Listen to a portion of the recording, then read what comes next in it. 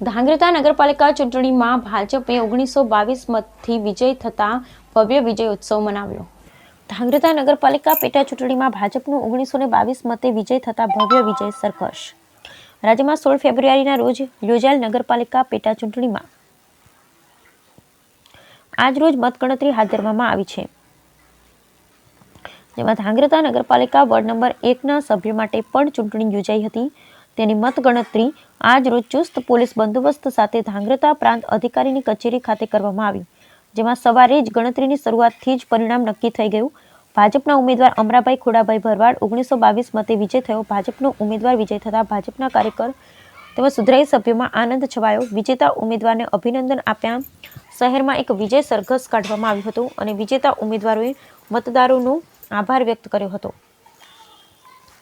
આ તકે વિજેતા અમરાભાઈ દ્વારા આગામી દિવસોમાં તેમના વિસ્તારોમાં વિકાસના કામો આગળ કરવામાં આવશે તેમ મતદારોને વિશ્વાસ વ્યક્ત કર્યો હતો। Bureau report Hitesh Rajpara, Dhrangadhra. Ready? હા, ઓકે, સ્ટાર્ટ। સમગ્ર ગુજરાતમાં સ્થાનિક સ્વરાજ્યની સંસ્થાઓમાં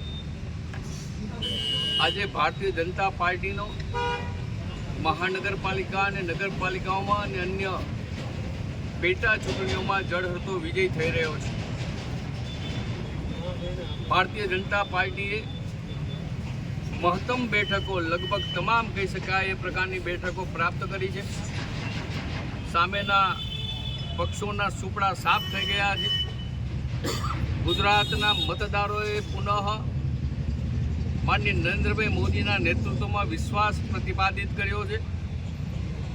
જે પ્રકારે ગુજરાતમાં માનનીય મુખ્યમંત્રી શ્રી ભૂપેન્દ્રભાઈ પટેલ, પ્રદેશ અધ્યક્ષ માનનીય શ્રી CR પાટીલ, પ્રદેશ સંગઠનના મહામંત્રી માનનીય શ્રી રત્નાકરજીએ સંગઠન અને સરકાર થકી સંયુક્ત રીતે જે પ્રકારની કાર્યવાહી શહેરોના વિકાસ માટે હાથ ધરી અને આ સંગઠન થકી બૂથને વિજય બનાવવાનો જે સંકલ્પ કર્યો હતો એ તમામે તમામ બૂથોમાં ભારતીય જનતા પાર્ટીનો વિજય થઈ રહ્યો છે।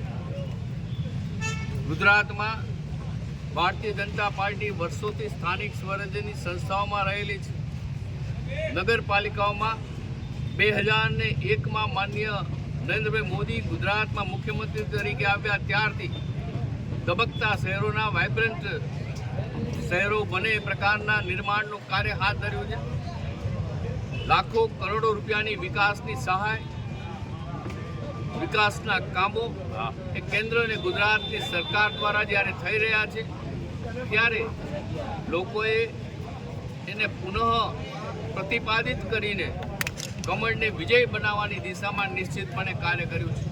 ભારતીય જનતા પાર્ટીના સંગઠનના તમામ કાર્યકર્તાઓને હું અભિનંદન આપું છું અને ગુજરાતના મતદારોનો આભાર માનીને એમને અભિનંદન આપું છું કે આપ સૌએ જે ભારતીય જનતા પાર્ટી પ્રતિ વિશ્વાસ વ્યક્ત કર્યો છે, આગામી દિવસોમાં ગુજરાતની ભારતીય જનતા પાર્ટીની સરકાર એ તમામે તમામ વિકાસના કામોને આગળ ધપાવવા માટેનો પ્રયત્ન કરશે।